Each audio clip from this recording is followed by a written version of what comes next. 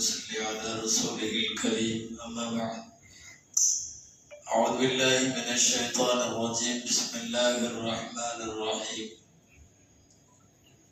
خلق الإنسان علمه البيان صدق الله العظيم وقال رسول الله صلى الله عليه وسلم إن من البيان لسحرا صدق رسول الله صلى الله عليه وسلم அளவற்ற அருளாளனும் நிகரற்ற அன்புடையோடுமாகிய எல்லாம் வல்ல அல்லாஹ்வின் பேரருளால் துவங்குகிறேன். அருமைநாயகம் முஹம்மது ரசூலுல்லாஹ் ஸல்லல்லாஹு அலைஹி வஸல்லம் அவர்களின் மீதும் நற்பாக்கியங்கள் நிறைந்த அவர்களுடைய உம்மத்தின் மீதும் குறிப்பாக இந்த மஜ்லிஸில் வீற்றிருக்கக்கூடிய நம் அனைவர் மீதும் எல்லாம் வல்ல அல்லாஹ்வின் நல்லருள் என்றென்றும் நிறைவாக உண்டாவதாக. ஆமீன்.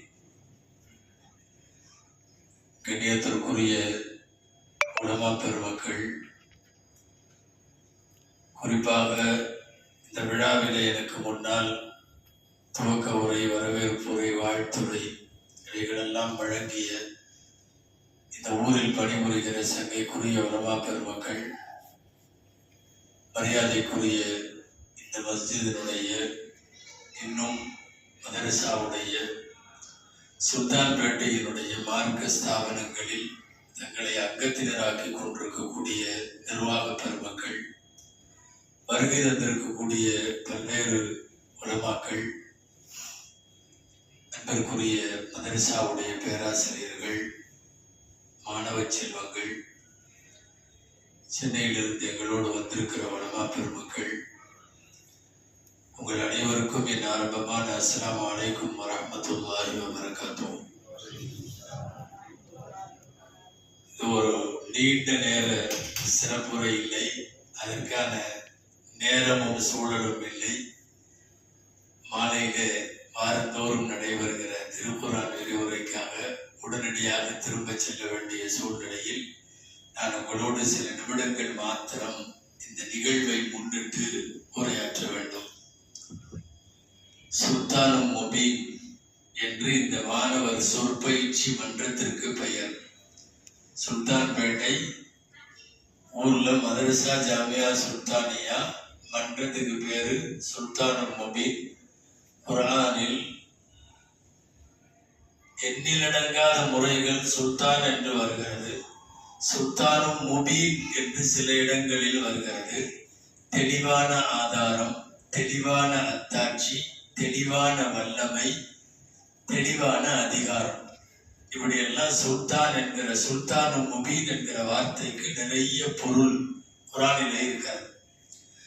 குர்ஆனிலே நபிமார்கள் வாழ்க்கையில பிரபலமான வாசகம் ரெண்டு. ஒன்னு சுல்தானும் முபீன், நான் தெளிவான ஆதாரத்தை கொண்டு வந்திருக்கிறேன் என்று நபிமார்கள் பேசுவார்கள், அதுக்கு பேர் சுல்தானும் முபீன். ரசூலுல்லாஹ் ஸல்லல்லாஹு அலைஹி வஸல்லம் அல்லாஹ்விடத்திலே எனக்கு வேண்டும் என்று கேட்டார்கள். வஜஅல்னி மின் லதுன்க சுல்தானன் நஸீரா, எனக்கு உதவி செய்யும் அதிகாரம் வேண்டும் என்று கேட்டார்கள்.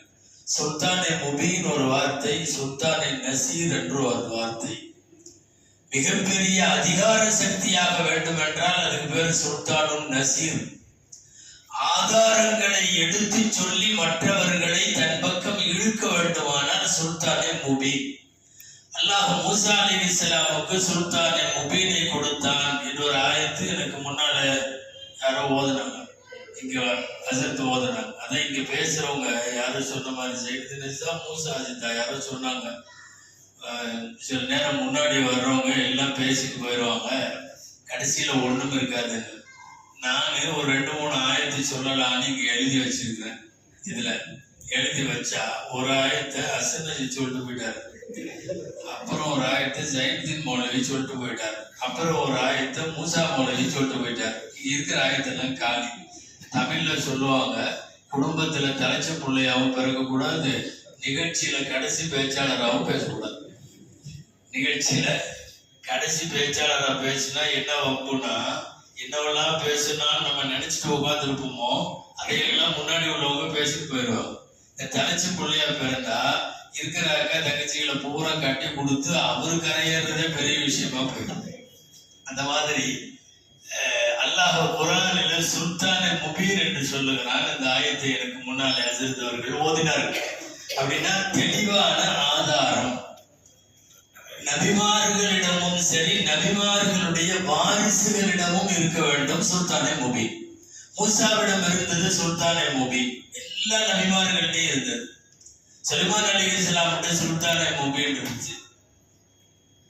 அவங்க உங்களுக்கு தெரியும், சுலைமான் அலைஹிஸ்ஸலாம் ஒரு பறவை வச்சிருந்தாங்கல்ல. என்ன பறவைங்க அது? ஹுதுஹுது பறவை. ஒரு நாள் காணாம போச்சு. காணாம போன உடனே வரட்டும், அதை பேசிக்கிறேன், நான் அதை அறுக்க போறேன், ஒண்ணு அறுத்துருவேன், இல்லைன்னா அவளை எழுதி எண்ணி சுல்தானே முபீன், அது ஒரு சுல்தானே முபீன்னு கொண்டு வரணும். அப்படின்னா தெளிவான ஆதாரம் கொண்டு வந்துச்சுன்னா விட்டுருவேன். இப்ப சுலைமானோடு இருக்கிற ஹுதுஹுது சுல்தானே முபீன் கொண்டு வந்தது. மூசா அத்தனை சூனியக்காரர்களையும் இழுப்பதற்கு அவர் பேசிய பேச்சு, அவரை எடுத்து போட்ட கைத்தடி, அவர் வைத்த ஆதாரம், இதெல்லாம் குர்ஆன்ல அவர் விஷயமா மட்டும் கிட்டத்தட்ட பல இடங்கள்ல சுல்தானே முபீன் என்று வருகிறது. அவர் தெளிவான ஆதாரம் அப்படின்னு அர்த்தம். இந்த மன்றத்துக்கு பேர் என்ன தெரியுமா? தெளிவான ஆதார சொற்பயிற்சி மன்றம்.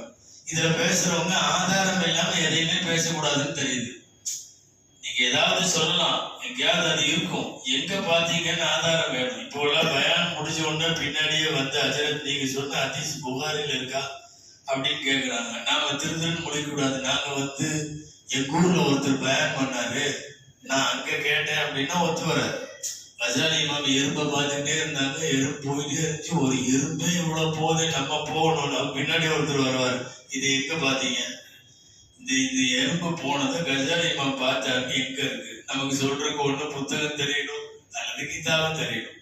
இல்ல அது இருக்கலாம், நீங்க உடனே அதை இல்லைன்னு நினைச்சுக்கோனா சொல்றேன். எதை பேசினாலும் ஆதாரத்தோடு பேசுவது என்பது இந்த நூற்றாண்டுல ரொம்ப வரவேற்புக்குரியது. அதனாலதான் சுல்தானே முபீன்னு இந்த மன்றத்துக்கு நம்ம யோசனை பண்ணி பேர் வச்சுட்டோம். இன்னொன்னு என்னன்னா, குர்ஆனுடைய வார்த்தையில வைக்கிறது பரக்கத்து. குர்ஆனுடைய வார்த்தையிலேயே பேர் வைக்கிறது. வேலூர் பாக்கியாத்து சாலியாத்துக்கு குர்ஆன்ல உள்ள வார்த்தையில இருந்து வைக்கணும்னு தான் பாக்கியாத்து சாலியாத்துன்னு வச்சாங்க. பெங்களூர்ல அபஸ்வத் மௌலானா அவங்க அந்த பாக்கியாத்து சாலியாத்துல இருந்து அவங்க போய் பெங்களூர்ல ஆரம்பிச்ச மதரசா தான் சபீலுர் ரஷாத்.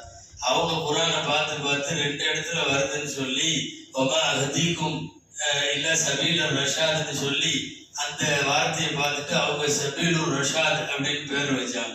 இப்படியே ஒவ்வொருத்தரும் அதை பார்த்து பேர் வைக்கிறாங்க. ஹிக்மத்தும் பாலிகத்தும் ஃபமா துக்னின் நுதுர் அப்படின்னு குர்ஆன்ல வருது. ஒருத்தர் அப்படியே எடுத்து ஹிக்மத்தே பாலிகா மதரசா அப்படின்னு ஒருத்தர் வச்சு விட்டாரு. உலாயிகஹும் ஹைருல் பரியான்னு வந்திருக்கு. ஒருத்தர் எடுத்து ஹைருல் பரியா மதரசான்னு நிறைய பெண்கள் மதரசாவை வச்சு விட்டார். எல்லாம் என்னன்னா குர்ஆன்ல இருந்து எடுக்கிறாங்க. சில பேர் குர்ஆன்ல கிடைக்கலன்னா எப்படியாவது குர்ஆன்ல இருந்து வைக்கணும்னு பார்ப்பாங்க. டெல்லியில அர்ரிசாலான்னு ஒரு பத்திரிகை வருது, நீங்கெல்லாம் பார்த்துருப்பீங்க. அர்ரிசாலா இங்கிலீஷ்ல வருது, உருதுல வருது. பயங்கரமான எடிட்டர் வஹீதுத்தீன் கான் சொல்லி சமீபத்தில் மௌத்தாயிட்டாங்க. அவங்க குடும்பமே இஸ்லாமிய இதழ் தான், மனைவி மக்கள் எல்லாமே அந்த தொழில் தான் பார்க்குறாங்க. அர்ரிசாலான்ற பத்திரிகை ரொம்ப ஃபேமஸான ஒரு மத்திய அரசுடைய விருதெல்லாம் வாங்கின எழுத்தாளர் வஹீதுத்தீன் கான். அவர் பையனுக்கு பேர் வைக்கிறார். அப்போ குர்ஆன்ல தேடி பார்க்கிறார், குர்ஆன்ல உள்ள பெயரே வைக்கணும்னு. அவரு கடைசியில அவருக்கு அபூபக்கர் ரலியல்லாஹு அன்ஹுன்னு பேர் வைக்கணும்னு ஆசை. ஆனா குர்ஆன்ல அபூபக்கர் இல்லை. குர்ஆன்ல அபூபக்கர் இல்லை. அபூபக்கர் ரலியல்லாஹுடைய தன்மைகளை எல்லாம் சொல்லி வருது. அவங்க இவ்வளவு செலவழிப்பாங்க, இவ்வளவு ஈமான், இப்படி தக்குவா, பேர் வருதா? இல்லை. அபூபக்கர் வைக்கலாங்கிறவர் என்ன பண்ணாரு, கடைசியில இந்த குகையில ரசூலுல்லாஹ் அபூபக்கர்லான்னு தங்கியிருந்தாங்கல்ல, அது குர்ஆன்ல வருதுல்ல. அது எப்படி வருது தெரியுமா? குர்ஆன்ல சானிய இஸ்னைனி ஃபில் காரி அப்படின்னு வருது. இருவரில் இரண்டாம் அவர். குர்ஆன்ல எப்படி வருது? அபூபக்கர்னு வரல, என்ன வருது? இருவரில் இரண்டாம் அவர். இவர் என்ன பண்ணார் தெரியுமா? அவங்க குடும்பம் பூரா கான் குடும்பம். அமானுல்லா கான், ஜபருல்லா கான், வஹீதுத்தீன் கான் குடும்பம். பையனுக்கு பேர் வச்சுட்டாரு சானியா இஸ்னைன் கான். சானியா இஸ்னைன் கான் இன்னைக்கு அதான் பேரு. இப்ப ரிசாலால அவர் வஃபாத்துக்கு அப்புறம் நீங்க வாங்கி பாருங்க, ரிசாலால எடிட்டர் சானியா இஸ்னைன் எழுதுறதுக்கே சிரமமா இருக்குது. என்னடா சானியா அப்படின்னு, சானியா இஸ்னைன் கான். என்ன சொல்றாரு தெரியுமா? வயது கான்ஸ்லாவு என்னவா இருந்தாலும் பரவாயில்ல, குர்ஆனுடைய வார்த்தையில இருந்து பேர் வைக்கணும் அப்படின்னு. அதனாலதான் இப்போ ஜெயலலிதெல்லாம் கேட்டார் ஏதாவது பேர் வேணும் அப்படின்னு. சரி பார்க்கலாமே, சுல்தானியார் தோதுவா ஏதாவது பார்க்கிறப்போ இது பல்வேறு வகைகளிலையும் பொருத்தமா இருந்தது. சுல்தானும் முபீன் என்பது நபிமார்களுக்கு தரப்பட்ட அல்லாஹுவால் வழங்கப்பட்ட தெளிவான ஆதாரம் அப்படிங்கிற அடிப்படையில சுல்தானும் முபீன் வச்சுட்டேன். இப்ப நீங்க என்னவெல்லாம் பேசணும், என்னவெல்லாம் படிக்கணும், ஒரு நல்ல முறையில குறிப்பெடுத்து எல்லாம் சொல்லணும் அப்படிங்கிறத பத்தி எல்லாம் நிறைய சொல்லிட்டாங்க. உங்களுக்கு தெரியும். 2 பேர் பசங்க பேசினாங்க, அல்ஹம்துலில்லாஹ் தாராளமா ஒரு 60-70 மார்க் போட்டுடலாம்.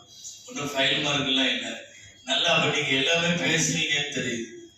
சுல்தானிகள் நல்ல பேச்சாளர்கள் வரணும். வரலாமா இன்ஷாஅல்லாஹ்? அதாவது தமிழ்ல சொல்லுவாங்கல்ல, அறையில ஆடு பின் அரங்கத்தில ஆடு. ஃபர்ஸ்ட் ரூம்குள்ள ஆடணுமா. நல்லா பழகிட்ட இந்த பரதநாட்டியம் எல்லாம் ஆடுறாங்கல்ல, ஃபர்ஸ்ட் அறையில தான் ஆடுவாங்கம்மா, பப்ளிக்ல இல்லை. அப்புறம் அரங்கத்துல போய் ஆடினாதான் நல்லா வருமா. அறையிலேயே சரியா விளையாடலைன்னா ஆடலைன்னா பப்ளிக்ல வராது. ஒரு கட்டி கொடுக்க போற பொண்ணு என்ன செய்வாங்க, அவங்க அம்மா ஒரு 12-13 வயசுல அவங்க ஏஜ் அட்டன் பண்ணதுல இருந்து ஒரு 18-20 வயசு வரைக்கும் எல்லாம் சொல்லி கொடுப்பாங்க. வீட்டை சுத்தமா வைக்கிறது, பேசுறது, பழக்கிறது, சமைக்கிறது, தண்ணி எடுத்து கொடுக்கறது, தூங்குறது, உட்கார்றது எல்லாம் ஃபுல் ட்ரைனிங் அறையில நடக்கும். அதுக்கப்புறம் கொண்டு போய் எந்த வீட்டுல விட்டாலும் அது குடும்ப தலைவியா மாறிடும். அந்த மாதிரி நீங்க இங்க நல்லா பேசணும். பேசினா வருங்காலத்துல தானா பேச்சாளர்களா இருக்கு, தாராளமா முடியும். சரிங்க, பேசி பேசி என்ன கிடைக்க போகுது? என்ன வேணாலும் கிடைக்கும். சத்தியத்தை அசத்தியமா மாத்திரலாம், பேச்சுல அசத்தியத்தை சத்தியமா மாத்திரலாம். இந்த பேச்சுக்கு அந்த வல்லமையெல்லாம் இருக்குது. நம்ம நினைச்சிட்டு இருப்போம் நம்ம சரியா பேசலையோ. நம்ம பேசுறது உட்கார்ந்து இருக்கிற யாராவது ஒருத்தனுக்கோ 2 பேர்த்துக்கோ உள்ளத்துல போய் உட்காந்துரும். அப்புறம் இதாயத்தை எல்லாம் கொடுப்போம். நம்ம பேசுற ஒரு வார்த்தையா இருக்கும், நம்மளுக்கே தெரியாது நம்ம பேச்சினால எவ்வளவு பேர் மாறி இருப்பான். ஒரு ஆத்திகனும் நாத்திகனும் விவாதம் பண்ணானுங்களாம். இவன் கொஞ்ச நேரம் பேசுறான், அவன் கொஞ்ச நேரம் பேசுறான். இவன் கொஞ்ச நேரம் பேசுறான். இவன் கடவுள் உண்டு உண்டு உண்டுன்னு நிறைய பேசுறான். அவன் கடவுள் இல்லை இல்லை இல்லைன்னு நிறைய பேசுறான். இவன் இல்லைங்கிறவன் கருப்பு ட்ரெஸ் போட்டு வந்திருக்கான். இவன் உண்டுங்கிறவன் காவி ட்ரெஸ் போட்டு வந்திருக்கான். விடிய விடிய பேசியிருக்கானோ. ஒரு இளவும் கடைசியில முடிவு இல்லாம போயிட்டானுங்க. ஆனா மறுநாள் பார்த்தா இந்த கருப்பு உடுத்தினவன் காவி உடுத்திட்டு வரான், இந்த காவி உடுத்திருந்தவன் கருப்பு உடுத்திட்டு வர்றான். என்னடான்னா இவன் பேசுறது பூரா அவனை தச்சிருக்குது, அவன் பேசுறது பூரா இவன் உள்ளத்தை தாக்கியிருக்கு. ஆனா 2 பேரும் என்ன நினைச்சுக்கிட்டாங்கன்னா நம்ம பேச்சு எங்க எடுக்கலையாட்டு இருக்குன்னு. இவன் பேசுறது பூரா அவனை தச்சிருக்கு. பொதுவாகவே நம்ம உண்டு சண்டை போடுறப்போ நம்ம நினைப்போம் நம்ம ஜெயிக்கலன்னு. நம்ம பேசின ஒவ்வொரு வார்த்தையும் அவனை குத்தி இருக்கும். அவன் நம்மளை திட்டிருப்பான்ல, அது பூரா நமக்கு விடிய விடிய தூங்க விடாம இப்படி கேட்டானே அப்படின்னு இருக்கும். பேச்சுல எல்லாத்தையும் சாதிச்சிடலாம். ஆனா நாம வேற சாதனைக்காக இங்க பேசல. நாம பேசுறது உயிருள்ள வரைக்கும் அல்லாஹ்வை பத்தி சொல்லணும், ரசூலை பத்தி சொல்லணும், இஸ்லாமிய ஷரியத்தை சொல்லணும். நம்ம துவாவே அப்படிதான் இருக்கணும். மௌத்தா போற வரையும் மார்க்கத்தை சொல்லிக்கொண்டே இருக்க வேண்டும். மார்க்கத்தை சொல்லிட்டே இருக்கும். இதுல ரிட்டையர்மெண்டே கிடையாது. பேசுறதுக்கு நல்லா தெரிஞ்சது அப்படின்னா அழகா பேசி மாத்திர முடியும். நீங்க கேள்விப்பட்டிருப்பீங்க, ஒரு குதிரை ஒண்ணு ரொம்ப மோசமா நொண்டியா போச்சான். நொண்டியா போச்சு, ஒன்னும் வேலைக்கு ஆக மாட்டேங்குது. சும்மா குதிரைக்கு தீனி போடுறதுதான் மிச்சம், ஒண்ணுக்கு ஆக மாட்டேங்குது. முல்லா நசுத்திட்ட கொண்டு போய் ஒரு ஆள் கொடுத்தாங்க. என்னன்னு, இதை எப்படியாவது வித்து கொடு, இதை நல்லா பேசுவீல்ல, அருமையா பேசி வித்து கொடுத்துற, ஒண்ணுக்கும் ஆக மாட்டேங்குது, திட்டமா வச்சிருக்க, இதுக்கு நம்ம காசு செலவழிக்க வேண்டியதா இருக்கு. முல்லா சந்தைக்கு கொண்டு வந்துட்டாராம். என்னத குதிரைய கொண்டு நிக்க வச்ச உடனே முல்லா நல்லா பேசுவார். முல்லா பேச ஆரம்பிச்சாராம் பயங்கரமா. அன்பானவர்களே, இதோ இந்த குதிரை 2 கால்ல பாயும். 2 கால் ஒண்டின்னு அர்த்தம், 2 கால்லயே பாயும். அது சொல்றப்போ மைனஸ் பாயிண்ட் பிளஸ் பாயிண்ட் மாதிரி சொல்றாரு. 2 கால் வேலை செய்யாதுங்கிறது மைனஸ் தானே. 2 கால்லயே பாயும். இப்படி ஒவ்வொன்னா அதுட்ட உள்ள மைனஸ பூரா கண்ணை மூடி கொண்டு போகும். தெரியாதுன்னு அர்த்தம், குருடுன்னு அர்த்தம். கண்ணை மூடி கொண்டு போய் இப்படியே பேசி முடிச்சு வாங்கறதுக்கு பெருங்கூட்டம். அட்வான்ஸை வச்சு நிறைய பேர் நிற்கிறான். எனக்கு எனக்கு எனக்குன்னு இந்த குதிரை கொண்டு எல்லாம் அவன் பின்னாடி நின்றுட்டு இருக்கான். அவன் பார்க்கறான், நம்ம குதிரை தான் இவ்வளவு கூட்டம், பூரா அட்வான்ஸ் முல்லாட. இவனுக்கே சந்தேகம் வந்து முல்லாவை கூப்பிட்டு நானே வச்சுக்கிறேன், வாடா என்ன செய்வாடா, நிக்கவெல்லாம் வாடா, நானே வச்சுக்கிறேன், என் குதிரையில இவ்வளவு சிறப்பு இருக்குது, நீ சொல்ற மாதிரிதான் தெரியும். என்னன்னா, ஒண்ணுக்கு ஆகாத பொருளை 4 வார்த்தை மட்டும் நல்லா பேசுறதுக்கு தெரிஞ்சிருந்தா அழகா அடிச்சுட்டாலாம். சரி, இது வந்து சும்மா வியாபாரத்துக்கும் விவசாயத்துக்கும் மற்ற விஷயங்களுக்குமே இப்படி ஒரு பேச்சு பயன்பட்டா, ஷரியத்தை சொல்றதுக்கு அந்த இல்மு இருந்துச்சுன்னா, அல்லாஹ்வை பத்தி சொல்றதுக்கு அந்த பேச்சு இருந்துச்சுன்னா, ரசூலுல்லாஹ்வுடைய ஹதீஸ்களை விளக்குறதுக்கு அந்த பேச்சு இருந்துச்சுன்னா, அதுதான் பெரிய விஷயம். அதனால இன்ஷா அல்லாஹ் நல்ல முறையில பேசி பழகணும். இந்த உரை அல்ல இது, சும்மா சுருக்கமா சொல்றதுக்காக சொல்றேன். குறிப்பு எடுக்கணும், சும்மா பேச முடியாது, குறிப்பு எடுத்துட்டே இருக்கணும். இன்னைக்கு நீங்க பெரிய பேச்சாளர்கள்லாம் கூட இந்த அசத் அவங்க உஸ்தாதை பத்தி சொன்னாங்க, ஓஎம் அசத்தை பத்தி சொன்னாங்க. ஓஎம் அசத்து பெரிய கல்வி கடல். அவங்க இன்னைக்கு வரைக்கும் யாராவது ஒரு சின்ன வயசு மௌலவி பேசிட்டு இருந்தாலும் அசத்து குறிப்பெடுப்பாங்க, அவர் சொல்றதை எழுதிட்டு இருப்பாங்க. என்ன இவருக்கு என்ன தெரியாதா, 80 வயசு ஆகும் போது அவங்களுக்கு 78 வயசு, கல்வி கடலாச்சே, குறிப்பெடுப்பாங்க. எங்க என்ன யாரு சொல்றா, இவன் என்ன நம்மளை விட பெரியவனா, அதெல்லாம் பார்க்கவே கூடாது. கிடைக்கிற விஷயத்த பூரா எழுதணும், எழுதி எடுத்து அதுதான் பெரிய தொகுப்பு. நான் சும்மா உங்களுக்கு விளக்குறதுக்காக சொல்றேன். ஏதாவது ஒரு தலைப்பு கொடுப்போம் உங்களுக்கு, வாரம் ஒரு தலைப்பு கொடுப்பாங்க பேசுறது, ஏதாவது ஒரு தலைப்பு. அந்த தலைப்புல இப்போ ஏதோ வட்டி அப்படின்னு ஒரு தலைப்பு கொடுக்குறாங்க, வட்டியின் தீமைகள் ஏதாவது கொடுக்குறாங்க. நீங்க என்ன செய்யணும் தெரியுமா, அது சம்பந்தமா உங்களுக்கு நீங்க படிக்கிற புத்தகங்கள்ல, பயானுகள்ல, உஸ்தாத்மார்கள் சொன்னதுல கிடைச்சது பூரா எழுதணும். கொஞ்சம் கொஞ்சம் கொஞ்சம் கொஞ்சம் கொஞ்சம் கொஞ்சம் நிறைய இருந்தாலும் சரி எல்லாம் எழுதி வச்சுக்கணும். இப்ப நாங்கெல்லாம் அப்படிதான் பண்ணுவோம், பூரா எடுத்து வச்சுக்குவோம்.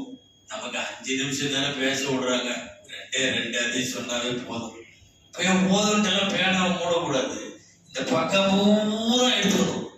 அப்புறம் கடைசியில எடுத்து வச்சுட்டு செலக்ட் பண்ணணும். இதெல்லாம் சொல்லலாம், இதெல்லாம் சொல்லலாம்.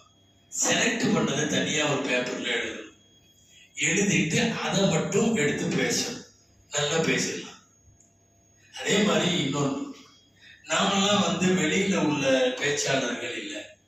இந்த பட்டிமன்றத்துல பேசுறாங்க, இலக்கிய கூட்டத்துல பேசுறாங்க, அரசியல் கூட்டத்துல பேசுறாங்க, அந்த மாதிரி இல்லை. நாமெல்லாம் ஷரியத்தை சொல்ற பேச்சாளர்கள்.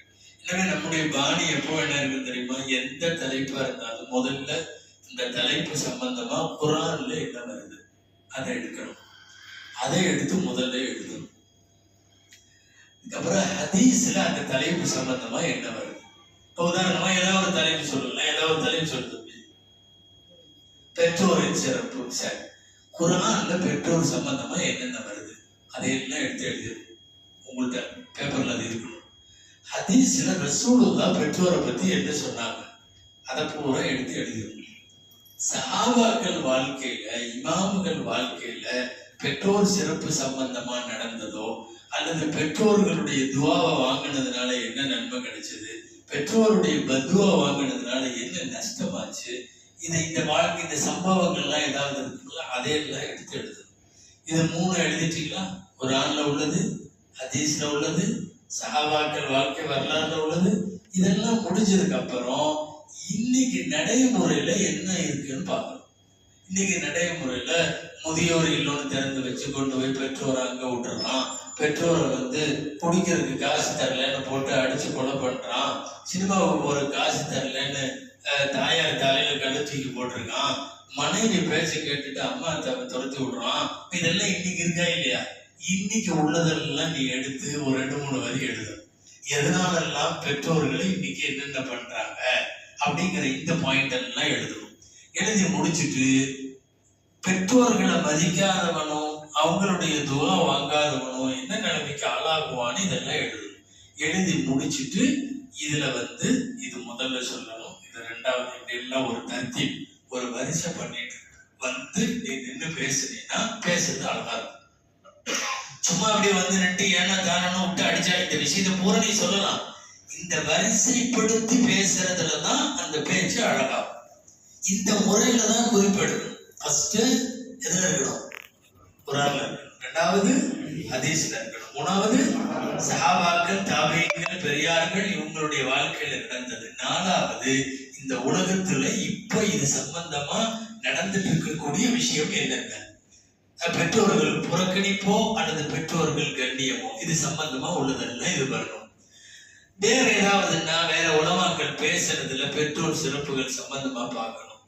புத்தகங்கள்ல பெற்றோரின் சிறப்பு சம்பந்தமா உள்ள புத்தகங்கள் இது பண்ணணும். ரொம்ப கஷ்டமான தலைப்பா இருக்கு. எதையாவது ஒரு தலைப்பை கொடுத்துறாங்க, அந்த தலைப்பு சம்பந்தமா நமக்கு ஒண்ணுமே தெரியல. யார உஸ்தாதுக்கு யாரையாவது போய் இந்த தலைப்புல என்னன்னு கேட்கணும். அதுல அவங்க சொல்றத அதுல குறிப்பெடுத்துக்கணும். அல்லது அவங்க எந்த புத்தகம் படிக்க சொல்றாங்களோ அந்த புத்தகங்கள் படிக்கணும். உங்களுக்கு குறிப்பெடுக்கிறதுக்கு இன்ஷா அல்லாஹ் புத்தகங்கள்லாம் ஆகிருக்கலாம். ஒரு 1000-2000 அல்ல 50,000 ரூபாய்க்கு புக்கு வாங்க போறோம். எவ்வளவு? 50,000 ரூபாய்க்கு சிறந்த இஸ்லாமிய புத்தகங்கள் அத்தனையும் உங்களுக்கு வந்துடும். எல்லாத்தையும் எங்க மதரசா, இங்க மதரசால இருக்கிறவங்க, இங்க உள்ள உஸ்தாதுகள், சென்னையில உள்ள உஸ்தாதுகள் எல்லாம் கலந்து பேசி சிறந்த புத்தகங்கள் உங்களுக்கு தர்றாங்க. ஒரு நல்ல லைப்ரரி கிடைச்சிடும். உங்களுக்கு என்ன தலைப்பு கொடுத்தாலும் நீங்க போய் என்ன செய்யலாம், அந்த புத்தகங்களை பார்க்கணும், அந்த புத்தகங்களை படிக்கணும். அந்த புத்தகங்களை படிக்கிறேங்கிற பேர்ல பாட புத்தகத்தை விட்டுறக்கூடாது. கிதாபை விட்டு போட்டு படிச்சா வேலைக்கு ஆகாது. நான் கடைசியா ஒன்று சொல்லி நிறைவு செய்யறேன். பெரிய பேச்சாளராக இருந்தாலும் சரி, இல்மு இருந்தா தான் உன்னை எல்லா இடத்துலயும் கூப்பிடுவாங்க. இல்மு இல்லாம ஒன்னு யாரும் கூப்பிட மாட்டாங்க. சில பேர்லாம் அரசியல்வாதி மாதிரி அட்டுக்கு முடியல பேசுவாங்க, டமாட்டு போன்னு பயங்கரமா இருக்கும். அப்புறம் வசனம் செந்தமிழா கொப்பளிக்கும். அவங்களெல்லாம் இப்ப இஸ்திமாலையோ மாநாட்டிலையோ அங்கேயோ இங்கேயோ இவர் தமிழ் அடுக்கு மொழியில பேசுற அப்படிலாம் கூட மாட்டாங்க. இல்மு இருந்து பேசுற ஆற்றலும் வேணும். வெறும் பேசுற ஆற்றல் இருக்கு, இல்மு இல்ல, சரக்கு வேலைக்கு ஆகாதுன்னு அர்த்தம். கூப்பிடவே மாட்டாங்க. இல்மு வேண்டும், அது ரொம்ப முக்கியம். கிதாபினுடைய இல்மினுடைய ஆற்றலோட சேர்ந்து உனக்கு பயான் பண்ற தகுதியும் இருந்துச்சுன்னா தாராளமா சொல்லலாம். நீ எந்த வேறாவிலையும் பேசுவ, எந்த மாநாட்டிலையும் பேசுவ, எந்த கூட்டத்திலையும் பேசுவ. சில பேர் இல்மெல்லாம் காலி டப்பாவா வச்சுக்கிட்டு வெறும் தமிழ் மட்டும் அடுக்கு மொழியா பேசுவான். அதெல்லாம் வேஸ்ட். அப்படியெல்லாம் இருக்கக்கூடாது. அதனால கல்வியில் கவனம் தேவை, ஒழுக்கத்தில் கவனம் தேவை, பேச்சிலையும் கவனம் தேவை. இது எல்லாம் பண்ணணும். இதுக்கு பேசுறதுக்கு நல்லா பேச வர்றதுக்கு என்னங்க பண்றது? யாரு பேசுனாலும் குறிப்பெடுத்துக்கிட்டே இருக்கணும். மன்றத்துல உன் கூட 4 பையன் பேசுவான். அந்த 4 பையன் கண்டிப்பா 4 புத்தகம் படிச்சிருப்பான்ல. நீ ஒரு தலைப்புக்கு ஒரு புத்தகம் படிச்சிருப்ப, அவன் வேற புத்தகம் படிச்சுட்டு அதுல இருந்து சேகரிச்சு தானே சொல்றான். எனக்கு முன்னாடி ஒருத்த பேசுறான்னா நான் ஒவ்வொரு குறிப்பெடுத்துக்குவேன். ஒரு வாரத்துல 4 பசங்க பேசுறாங்க, குறிப்பெடுத்துக்குவேன். ஒரு அஜத்து பேசுவார் வாரம், அதையும் குறிப்பெடுத்துக்குவேன். அதுக்கப்புறம் பாடத்துல உஸ்தாத்மார்கள் ஏதாவது சொல்லுவாங்க, அதையும் குறிப்பெடுத்துக்குவேன். பள்ளிவாசல்ல மூதல்மார நான் பேசிட்டு இருப்பாரு, ஜிம்மால குறிப்பெடுத்துக்குவேன். ஏதாவது இந்த விழா அந்த விழா, ஹஜ்ஜி ஜோடு, ஆட்சிகள் ஜோடு, மீலாது விழா, சீரத்து நபி, என்னென்னமோ நடக்குது, நம்மளை விட்டுருக்காங்க. அங்க போய் உட்காந்தாலும் சும்மா உட்காந்து இப்படி பொறாக்கு பார்க்காம கையில ஒரு சின்ன நோட்டை வச்சு அங்கேயும் குறிப்பெடுத்துக்குவேன். அந்த விழாலையும் குறிப்பெடுத்துக்குவேன். இப்படி சேர்ந்தனா என்னன்னு தெரியுமா? ஒரு 7 வருஷம் ஓதுற நம்மள்கிட்ட குறிப்பே இவ்வளவு சேர்த்தோம். குறிப்பே அவ்வளவு சேர்த்தோம். குறிப்பே எடுக்காம நமக்கெல்லாம் மனப்பாடம் நீமா புகாரி மாதிரி உட்காந்தா கழிக்காது. ஓதி முடிக்கும் போது நம்மள்ட்ட அவ்வளவு வேணும். சமயங்கள்ல கிதாபுல எல்லாம் உள்ளதை விட இது நிறைய வேலை செய்யும். நம்ம எடுத்து எழுதி வச்சோம்ல, அது குறிப்பெடுக்கிற பழக்கம் வேணும். எந்த ஆளும் பேசினாலும் பேசும்போது நீங்க உனக்கு தெரியாத இதுவரை நீ கேள்விப்படாத ஒரு செய்தி சொல்றாங்க, ஒரு ஹதீஸ் சொல்றாங்க, ஒரு வாக்கியம் சொல்றாங்க, உடனே எழுதிக்கணும். அதுல அரபி வாசகங்கள் ஏதாவது வேகமா சொல்லிட்டாங்க, உனக்கு வரல, வந்ததுக்கு பிறகு ஏதாவது உஸ்தாதிட்ட கேட்டு அதை இது பண்ணிக்கணும். கிடைச்சதை பூரா சேகரிச்சு வைக்கணும். அதுதான் வாழ்க்கையில பெரிய பொக்கிஷம். அந்த அடிப்படையில மன்றத்தை பயன்படுத்தணும். இன்ஷா அல்லாஹ் அடுத்த தடவை ஒரு மன்றம் நடந்துட்டு இருக்கும் போது இன்ஷா அல்லாஹ் வந்து பார்க்கிறோம். நீங்க வந்து 2 கல்வியும் சேர்த்து படிக்கிறீங்க. அதனால இன்ஷா அல்லாஹ் இடையில ஆங்கில பயான்கள் நிறைய மதரசாக்கள்ல இன்னைக்கு இருக்குது. இன்ஷா அல்லாஹ் அதையும் பண்ணணும். வாரத்துல 1 எப்படி வாரத்துல 1 அல்லது 2 இந்த அரபியில ஒருத்தர் பேசுறது, ஆங்கிலத்துல பேசுறது, இதுக்கான ட்ரைனிங் கொடுப்பாங்க. 10 நிமிஷம் தமிழ்ல பயான் பண்ற மாதிரியே ஆங்கிலத்திலையும் பயான் பண்ணி பழகணும். இன்ஷா அல்லாஹ் இந்த சொற்பயிற்சி மன்றம் அடுத்தடுத்த ஆண்டுகளை கடக்கிற போது நல்லா பேசணும். சுல்தானிகளா அங்க ஓதுனவங்க நல்லா பயான் பண்ணுவாங்கப்பா அப்படிங்கிற மாதிரி ஒரு பேர் வாங்கிடலாமா? இன்ஷா அல்லாஹ் வஃபாத் வரைக்கும் அல்லாஹ்வை பத்தியும் ரசூலை பத்தியும் நாம பேசிக்கிட்டே இருக்கணும். அல்லாஹ் அதுக்கு நமக்கு தௌஃபீகை தரணும். இன்ஷா அல்லாஹ் முயற்சி செய்வோமா? அல்லாஹ் தஆலா இந்த முயற்சியை அனைத்தையும் கபூல் செய்வானாக. இந்த மதரசாவை தொடர்ந்து நடத்தி கொண்டிருக்கக்கூடிய நிர்வாக பெருமக்கள், பாடம் நடத்துகிற உஸ்தாதுமார்கள், இதற்கு ஒத்துழைத்துக் கொண்டிருக்கக்கூடிய இந்த ஊரினுடைய நல்ல உள்ளங்கள் அத்தனை பேருக்கும் அல்லாஹ் கைர பரக்கத்தை அல்லாஹ் தொடர்ந்து தருவானாக. மென்மேலும் இந்த மதரசாவை அடுத்த கட்ட வளர்ச்சிக்கு கொண்டு செல்லக்கூடிய நல்ல மன ஆக்கத்தையும் ஆர்வத்தையும் அல்லாஹ் இந்த நிர்வாகத்திற்கும் உலமா பெருமக்களுக்கும் தருவானாக என்கிற நல்ல துவாவோடு என்னுடைய வார்த்தைகளை நிறைவுபடுத்துகிறேன். வாஹிரு தஅவானா அல்ஹம்துலில்லாஹி ரப்பில் ஆலமீன். அஸ்ஸலாமு அலைக்கும் வரஹ்மத்துல்லாஹி வபரகாத்துஹு.